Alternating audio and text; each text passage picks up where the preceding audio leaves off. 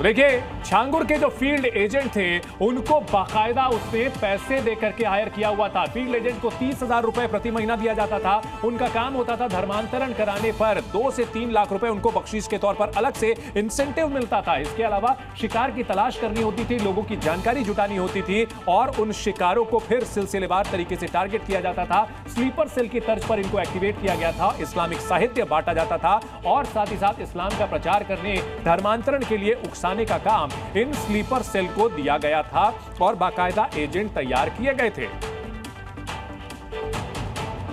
एक के बाद एक छांगुर के इस धर्मांतरण रैकेट का खुलासा हो रहा है। उसके पास जो सैकड़ों करोड़ रुपए की संपत्ति मिली है, विदेशों से जो फंडिंग हो रही थी, इन सब की पड़ताल की जा रही है और इन सब के बीच एक के बाद एक नए नए खुलासे हो रहे हैं। और राजू राज हमारे साथ लगातार बने हुए हैं। राजू, अब पता लगाने की यह जरूरत है कि छांगुर की पैठ और कहां तक थी, प्रशासन में कौन कौन से और लोग उसके साथ जुड़े हुए थे। बिल्कुल चंदन, बता दूं कि छांगुर की गिरफ्तारी के बाद, पूछताछ के बाद जो नए तथ्य सामने आए कि बिना प्रशासनिक मदद के वो इतना बड़ा नेटवर्क नहीं चलाता था। जहां जहां से हिंदू लड़कियों को धर्मांतरण के लिए लाया जाता था, उन तमाम जगह पर पुलिस नेक्सस, पुलिस नेटवर्क होते थे।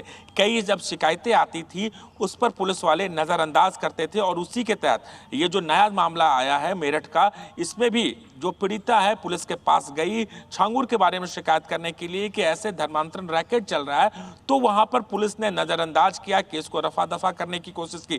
तो ऐसे सिर्फ मेरठ और गाजियाबाद में नहीं, लखनऊ से लेकर अलग अलग बलरामपुर तक अलग अलग जिलों में उनके जो स्लीपर सेल आप कह सकते हैं, जिसको पैसे पर रखा जाता था, उनको रखा गया था, सैलरी दी जाती थी। अब बाकायदा अगर जो भी हिंदू लड़कियों को लाया जाता था उसको उसके लिए पैसे दिया जाता था, बख्शीश दिया जाता। इतना ही नहीं, अलग अलग कास्ट के लड़कियों के अलग अलग रेट तय किए हुए थे और छांगुर विदेशी फंडिंग से धर्मांतरण का रैकेट चला रहा था। बहुत शुक्रिया पूरी जानकारी के लिए। बढ़ते हैं अगली खबर की ओर। राष्ट्रीय स्वयंसेवक संघ के प्रमुख मोहन भागवत की एक मीटिंग की चर्चा हो रही है। जानकारी के मुताबिक आज दिल्ली में मोहन भागवत मुस्लिम धार्मिक नेताओं के साथ एक बैठक करने वाले हैं। जानकारी सामने आई है कि इस बैठक में ऑल इंडिया इमाम ऑर्गेनाइजेशन के प्रमुख उमर अहमद इलियासी समेत कई मुस्लिम धर्मगुरु शामिल होंगे। संघ के सीनियर नेता दत्तात्रेय होसबोले, कृष्ण गोपाल, रामलाल और इंद्रेश कुमार भी इस मीटिंग में मौजूद रहेंगे। इस दौरान इमामों के बीच एकता और सहयोग को बढ़ावा देने पर जोर दिया जाएगा। भारतीय मुसलमानों को धार्मिक और सामाजिक मुद्दों पर मार्गदर्शन दिया जाएगा। इसके अलावा अंतरधार्मिक संवाद और शांति स्थापना में योगदान पर भी संघ प्रमुख की इस बैठक में बात होगी। सांस्कृतिक और सामाजिक विकास के लिए काम किया जाएगा। इस बैठक में यह भी आगे की रणनीति, इस पर चर्चा होगी। ऑल इंडिया इमाम संगठन के साथ संघ प्रमुख की यह बैठक, इसकी चर्चा खूब हो रही है।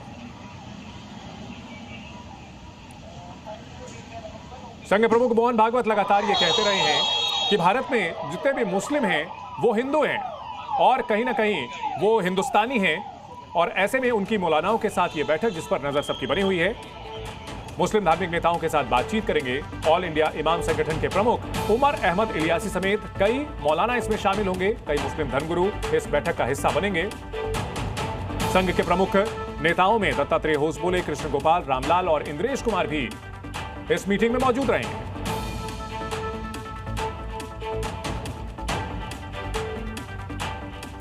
और अब बात करते हैं, पुलिस ने धर्मांतरण गैंग के एक और मास्टरमाइंड अब्दुल रहमान के 2 बेटों अब्दुल्ला और अब्दुल रहीम को गिरफ्तार किया। इसके अलावा पुलिस ने उस आरोपी जुनैद कुरैशी को भी पकड़ा है जिसने हरियाणा के रोहतक की रहने वाली लड़की से जबरन शादी की थी। दरअसल पुलिस को यह लड़की अब्दुल रहमान के घर से मिली थी। आरोप है कि जुनैद ने लड़की को प्यार के जाल में फंसाया और इस लड़की का जबरन धर्म परिवर्तन कराया। जुनैद ने जोधपुर के काजी को बुला करके हिंदू लड़की का धर्म परिवर्तन कराकर उसे मुस्लिम बनाया था।